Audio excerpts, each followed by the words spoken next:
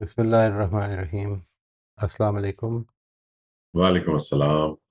हम आज आगे बढ़ रहे हैं जी। We'll be talking a little more about the first stage of transformation. ये जो पहला मरला है ट्रांसफॉर्मेशन का, जिसको मैंने आपके साथ पिछली दफ़ा शेयर किया था, हम इस पे थोड़ा सा आज ज़्यादा तफसील से बात करेंगे। मैं आपके सामने ये ले आता हूँ। फ्रॉम इग्नोरेंस टू एक्सपोजर, ये है हमारा आज का टॉपिक। आम तौर पर आपने ये देखा होगा कि जब लोगों को ये एहसास हो जाता है, या जब हम ज़्यादा इस चीज़ की तरफ मुतनब्बे होते हैं, when we become more conscious of it कि हमें कोई चेंज लानी है, तो we tend to be more learning oriented. हम ये कोशिश करने लग पड़ते हैं कि और ज़्यादा सीखें और पता चले इसके बारे में। मेरी ऑब्ज़र्वेशन ये है कि जब लोग इससे थोड़े से आशना होते हैं तो ज़्यादा सुनना, अब ज़ाहिर है कि पहले पढ़ना होता था, अब सुनने से मामला हो जाता है। आपको नई इन्फॉर्मेशन मिल जाती है, आपको नए तरीके पता चल जाते हैं। The thing that is important over here is that this is a big distraction. आप ज़्यादा से ज़्यादा सुनने से आपके अंदर कोई चेंज नहीं आएगी। जो चीज़ इम्पॉर्टेंट है उसको हमें समझना है कि ये जो इग्नोरेंस से एक्सपोजर की तरफ जाता है आदमी, इसमें ऐसा नहीं होता कि कोई चीज़ आपको पता चल गई है तो बस अब ठीक हो गया मामला, बल्कि इसमें जो मराहिल हैं वो आगे आएंगे। हम अभी इसके ऊपर we'll first learn about it and then get a little practice on it, कि इसके ऊपर आप गौर करें कि किधर आपको लगता है that you got some exposure and then you started working on it। इसको ज़रा नोट करना है आपने, because this is an important aspect। जो चेंज है, why change feels so difficult, ये बात कि हम इंफॉर्मेशन हमें मिलती है, हम टॉक्स अटेंड करते हैं, हम आइडियाज़ को अंडरस्टैंड करते हैं, लेकिन अंदर से तब्दीली वाकई नहीं हो रही होती। इसका मैंने जो मॉडल आपको इंट्रोड्यूस कराया था वो ये था कि ट्रांसफॉर्मेशन जो है, जिस तरह से बेसिकली अनफोल्ड करती है ये हमारी ज़िंदगियों में, वो इन 4 मराहिल से गुज़रती है। इसको मैंने जिस तरह आपसे लास्ट टाइम शेयर किया था, नोएल बर्च ने इसकी जो स्टेजेस बयान की हैं वो है अनकॉन्शियस इनकॉम्पिटेंस, तो इग्नोरेंस, इसको मैं कह रहा हूँ ignorance, ignorance of ignorance as well, यानी you are not even aware that you are not aware. ये एक सिचुएशन है, इसको वो कहते हैं ना, इग्नोरेंस इज़ अ ब्लेसिंग। तो ये असल में ब्लेसिंग ये है। आप मिसाल के तौर पर, मेरे से लोगों ने ये कई दफ़ा बात करते हुए कहा कि इतना ज़्यादा मज़हब को जानने की क्या ज़रूरत है, मतलब ये पता चल गया अगर कि ये चीज़ गलत है, ये चीज़ हराम है, तो उससे बेहतर है कि इग्नोरेंट ही रहे आदमी। तो अब ये इग्नोरेंस ऑफ इग्नोरेंस नहीं है, ये आप you are actually adopting ignorance because you think that it will put more responsibility on you। लेकिन जैसे ये मालूम हो गया कि अल्लाह ताला ने किताब नाजिल की है, या मिसाल के तौर पर मेरे अंदर एक कॉन्शियस है जो मुझे बताती है और मुझे उसकी आवाज़ सुननी चाहिए, तो अब वो इग्नोरेंस ऑफ इग्नोरेंस नहीं है। It is not unconscious incompetence, it is conscious incompetence which is being supported by your will. आप ये चाहते हैं कि मैं इसको इसी तरह से रखूं। तो ट्रांसफॉर्मेशन इन 4 स्टेजेस से गुजरती है। हम आज पहली स्टेज की बात कर रहे हैं, इग्नोरेंस से एक्सपोजर की तरफ। व्हाट इग्नोरेंस रियली इज, ये मैं कोई तनकीदी तौर पर नहीं कह रहा हूँ। Ignorance is not stupidity, it is not about being bad और it is not about being frenzied. ऐसा कुछ नहीं है यहाँ पर। इससे मुराद, एक ये न्यूट्रल टर्म के तौर पर यूज़ कर रहा हूँ मैं, कि इट इज़ एक एक हमारी जो अनलिट कॉर्नर ऑफ अवेयरनेस है, यानी हमारी जो अवेयरनेस है उसका एक अंधेरा कॉर्नर है कि जिसको हम इनलाइटन अगर कर दें तो बात समझ में आ जाएगी। ये एक हमारी ज़िंदगी का ब्लाइंड स्पॉट है। ये हमारा वो बिहेवियर है जो ऑटो पायलट पे रन कर रहा है। और ये ignorance, what it feels like, इसमें आप अक्सर लोगों से ये कहते हुए सुनेंगे कि दिस इज़ जस्ट, मैं ऐसा ही हूँ, मैं तो ऐसा ही हूँ, मैं तो यही कर सकता हूँ, या I don't see a problem. मैंने जो कुछ किया है इसमें अगर किसी को बुरी लगी है बात, तो मुझे तो इसका कोई एहसास नहीं है, मैं I don't think there is a problem. ये तो उसकी ओवर सेंसिटिविटी है शायद, या I didn't mean it that way. हम अपने उस बात को डिफेंड करने लग पड़ते हैं। आई डिडंट मीन इट दैट वे, मैंने जो लिखा है ये असल में इस मानी में है कि जब कोई एतराज़ करता है तो हम बजाय इसके कि उसकी बात को सुने समझें, हम उसको we tend to give him an explanation कि नहीं मेरा मतलब ये नहीं था।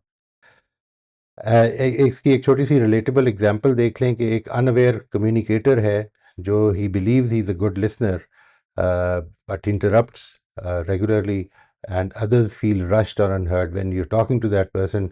यू फील दैट वो आपकी बात कंप्लीट कर देता है, बजाय इसके कि आपको बोलने दे, वो आपको इंटरप्ट करके आपके जुमले भी कंप्लीट कर देता है, आपकी बात को कंप्लीट कर देता है। तो इस तरह का एक कम्युनिकेटर है।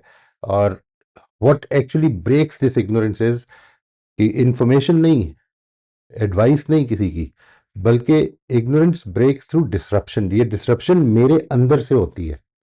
यानी इंफॉर्मेशन तो आ रही है, कॉन्टिन्यूसली आ रही है, लेकिन मैं उसको डिसरप्शन तब बनाऊंगा जिस वक्त मैं उस इंफॉर्मेशन को एक इंपॉर्टेंट चीज़ समझूंगा। And then forms of distraction disruption क्या होती हैं?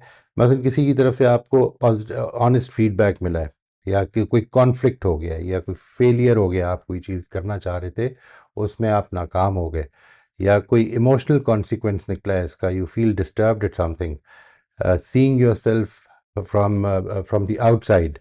Like for instance, I watch a video of mine and I realized कि मैं एक जो एक क्या कहते हैं वर्ड है, ठीक है ना जी करके मैं बहुत बोलता हूँ।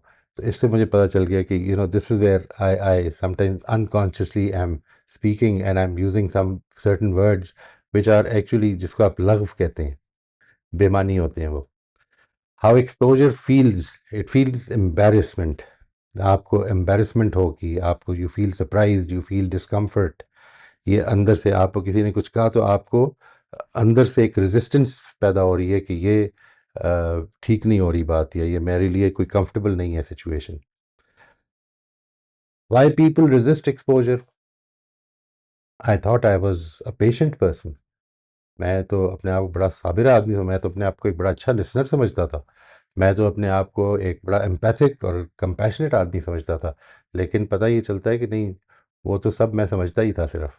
आई believed I was kind, I believed I was fair, और किसी ने मुझे आके जो फीडबैक दिया उसके नतीजे में ये मसला पैदा हो गया।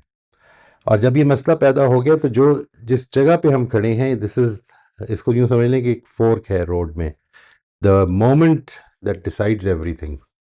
अब आप कौन सा पाथ लेंगे?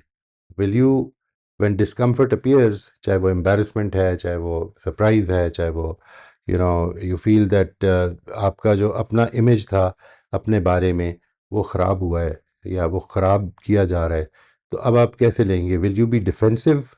एक रास्ता डिफेंसिवनेस का है और दूसरा रास्ता क्यूरियोसिटी का है।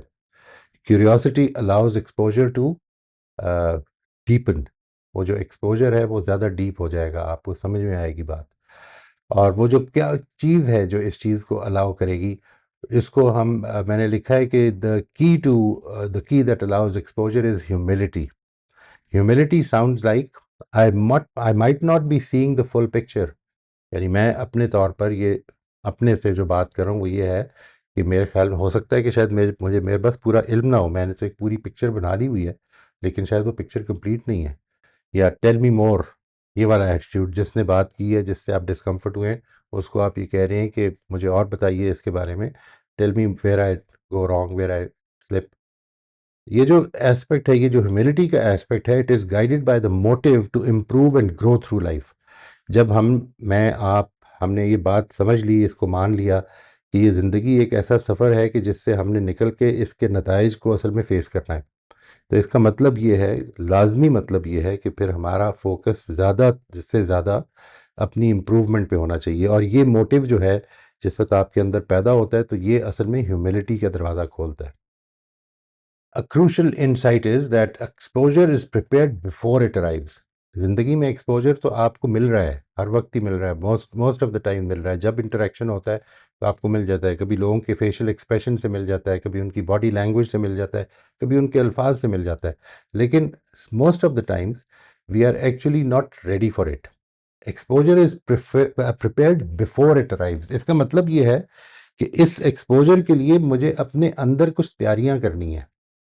वो तैयारियां अगर मैंने नहीं की हुई हैं तो मैं एक्सपोजर के जो लम्हात हैं उनको अक्सर औकात ज़ाया कर देता हूँ। ये तैयारी क्या है? Exposure doesn't start in the moment. It starts in habits of openness and humility. मैं अगर कोई बात कर रहा हूँ तो मैंने अपने आप को इसके लिए तैयार किया हुआ है। I am actually ready for it, that अगर कोई इस तरह का एक्सपोजर होगा कि मुझे मालूम हो कि मेरे से कोई गलती हो रही है या मैं कोई ऐसी बात कर रहा हूँ जो कि दूसरों को तकलीफ पहुंचा रही है, तो मैं फिर उसके बारे में I try to stay open, I will not be defensive. मैं क्या कर रहा हूँ कि जिसके नतीजे में लोग जो हैं वो रिएक्ट कर जाते हैं एक ख़ास तरह से मेरे पास, and I keep trying to improve my self but I am not changing what actually needs to change. और इसका नतीजा ये निकलता है कि वो जो मेरी सारी एफर्ट है वो ज़ाया हो जाती है। The moment only reveals what was already allowed. अगर मैंने इसको अलाउ नहीं किया हुआ, अपनी ओपननेस और ह्यूमिलिटी और ऑनेस्टी के साथ अपने आप को इसके लिए तैयार नहीं रखा हुआ, तो फिर वो जो मोमेंट है वो मुझे वो जो मेरे अंदर डिस्टर्बेंस है वो क्रिएट भी शायद ना करे, बल्कि मुझे यही लगेगा कि दूसरा ज़्यादती करता है, और लोग तो ज़्यादती करते ही हैं। तो इसके लिए the role of relationships is very important. Why exposure is rarely solitary. Honest mirror honest mirrors matter. आपकी ज़िंदगी में कितने ऑनेस्ट मिरर्स हैं आपके आसपास, आपके आसपास जो आपने आईने लगाए हुए हैं, वो आपको कितनी रियलिटी दिखा रहे हैं। और ये आईने जो हैं, जब हम इस तरह की फील्ड में बात करते हैं तो ये हमारे रिलेशनशिप्स हैं। वो कौन से रिलेशनशिप्स हैं जो आपसे खुल के ये बता सकते हैं कि हमें यहाँ पर मुश्किल हो जाती है थोड़ी सी, जब आप इस तरह से बात करते हैं तो it becomes difficult for us to continue the conversation. Feedback requires a relationship. Obviously आपको चलते फिरते लोग तो फीडबैक नहीं देना शुरू कर देंगे, अगर से वहाँ से ही मिल जाता है, लेकिन आम तौर पर कोई रिलेशनशिप होता है जिससे कि आपको फीडबैक मिलता है। Ignorance survives in isolation. Practices that support exposure: staying open with when discomfort appears, pause before explaining और justifying, replace rebuttal with curiosity, notice defensiveness without judging it. अपने अंदर जब डिफेंसिवनेस पैदा होनी शुरू हो, मैं डिस्कम्फर्ट में हूँ, तो मैं उसको नोटिस करूँ। मैं ये अभी ये मसला नहीं है कि मैं गलत कर रहा हूँ या सही कर रहा हूँ, मैं उसको नोटिस करूँ। ये दरवाज़ा खुलेगा इसके नतीजे में। Keep at least one honest mirror in your life. कोई ऐसे एक या एक से ज़्यादा रिलेशनशिप्स आपके होने चाहिए जो ऑनेस्टी के साथ आपको ये बता सकें कि आपकी इस बात से दूसरों पर क्या इम्पैक्ट होता है। And then we have what exposure is and is not. Exposure is awareness and seeing clearly. That's it. यानी आपको ये अब अवेयरनेस पैदा हो गई है कि यहाँ पर मेरे से ये मामला हो जाता है, मैं यहाँ पर बात काट देता हूँ, मैं यहाँ पर गुस्सा कर लेता हूँ, मैं यहाँ पर डिफेंसिव हो जाता हूँ, मैं कॉन्वर्सेशंस में से विड्रॉ कर लेता हूँ जब इस तरह की सिचुएशन बनती है। ये अवेयरनेस और सीइंग क्लियरली जो है। लेकिन exposure is not a skill. Exposure is not change. It is the start of change. It is the opening of the door of change, but it is not change itself. यानी ऐसा हो सकता है कि once you are expose तो वो आप वापस अपने इस कंफर्ट जोन में जाने की वजह से इग्नोरेंस ऑफ इग्नोरेंस को प्रेफर करें, फिर यानी अनकॉन्शियस इनकॉम्पिटेंस के अंदर वापस चले जाएं। And exposure is not improvement. Again, it is a start. It can be potentially a start of improvement, but it is not really improvement. Why this stage matters so much? Because without exposure, integration cannot begin. आप जब तक इससे पूरी तरह से expose नहीं हो जाएंगे और उसको समझ नहीं लेंगे, बात समझ में आ गई है कि ये बात ठीक है और यहाँ पर मेरे से प्रॉब्लम हो जाती है, इसके बाद असल में इंटीग्रेशन का दरवाज़ा खुलेगा। Practices want stick. सुपरफिशियल होंगी प्रैक्टिसेस। Change remain superficial. मैं बातें कर लूँगा लेकिन मेरे अमल में वो चेंज नुमाया नहीं होगी। The shift to watch for. The beginning of transformation is I might not be seeing the full picture. वही जो मैंने पहले बात अर्ज़ की थी, ये अगर मेरा एटीट्यूड है कि किसी भी चीज़ में मामलात चाहे रिपीट हो रहे हैं, चाहे मेरी हिस्ट्री का भी कोई ताल्लुक है, but I know that this situation is most likely be different. It is most probably, it is a different situation, it's a different day, it's a different human being. We are dealing, maybe you're dealing with the same person, but इसके circumstances हो सकता है कि मुख्तलिफ हों। तो वो ये बात कि I might not be seeing the full picture, ये आपके अंदर मौजूद रहे। और इसको जब हम जर्नलिंग करेंगे इसकी, वो इस तरह से करेंगे कि मैंने 4 सवालात हैं, it will hardly take 5 to 10 minutes. When did I feel even slightly defensive or unsettled recently? आज का कोई वाक़या याद करें, और मेरी ये गुज़ारिश ही है कि आपने इसको अगले हफ़्ते करके लाना है। इस जर्नल को it will take 5 to 10 minutes, आप हो सके तो एक या एक से ज़्यादा वाक़यात भी करने, उनमें से फिर एक चूज़ करके तो शेयर कर दीजिएगा। व्हाट एक्सप्लेनेशन और justification did I want to offer immediately? जब ये डिस्कम्फर्ट पैदा हुई तो मैं क्या कहना चाह रहा था, इमीडिएटली क्या कहना चाह रहा था, मेरा रिएक्टिव रिस्पॉन्स क्या हो सकता था?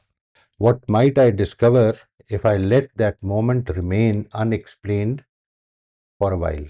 अगर मैं उसको ऐसे ही रहने दूं अभी और उस पर सिर्फ गौर करूं, उस पर रिफ्लेक्ट करूं, तो मुझे क्या फ़ायदा हो सकता है? And who in my life is allowed to tell me the truth, and how do I usually respond to him और हर? और आखिरी चीज़, क्लोजिंग इंसाइट ये कि इग्नोरेंस से एक्सपोजर तक जो बात है, वो ignorance survives in comfort, exposure begins in discomfort, growth starts when we stop defending, growth starts when we stop defending. और ये एक सवाल है जो आप अगर अपने से बहुत पूछना शुरू कर दें कि where in my life might I need more openness, not just more effort.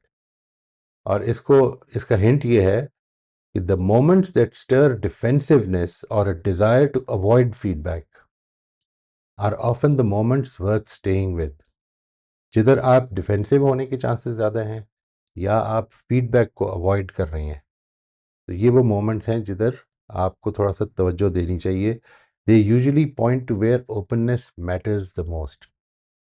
मेरी ये गुजारिशात है आज के लिए। मैं ये गुजारिश ये भी है, और इम्पॉर्टेंटली ये गुजारिश है, क्योंकि this is going to be the first step for transformation, और अगर हम इस स्टेप को सीरियसली ले लें तो हमारे लिए बाकी स्टेप्स को लेना आसान हो जाएगा, because without opening the door we can not enter this transformation की स्टेजेस में। ये दरवाज़ा खुलता है इससे, तो इसको आपने प्रैक्टिस करनी है। और ये जो मैंने आखिर में जर्नलिंग की एंट्रीज बताई हैं, इनको आप ब्रीफली नोट करके किसी भी एक इशू में, they would hardly be what a single line for each, और उसको आप नोट करके तो अगली दफ़ा लाएं और इंशाल्लाह अपने इस स्टेज को, प्रैक्टिस को शेयर करें, ताकि दूसरों को भी हौसला मिले और वो भी इस तरफ माइल हों कि वो शेयर कर सकते हैं। ठीक है जी, हम नेक्स्ट टाइम इसको लेंगे, and after that we will move forward to from exposure to integration. मैं अब आपके सवालात के लिए या तबसरों के लिए हाजिर हूँ जी, बिस्मिल्लाह करते हैं।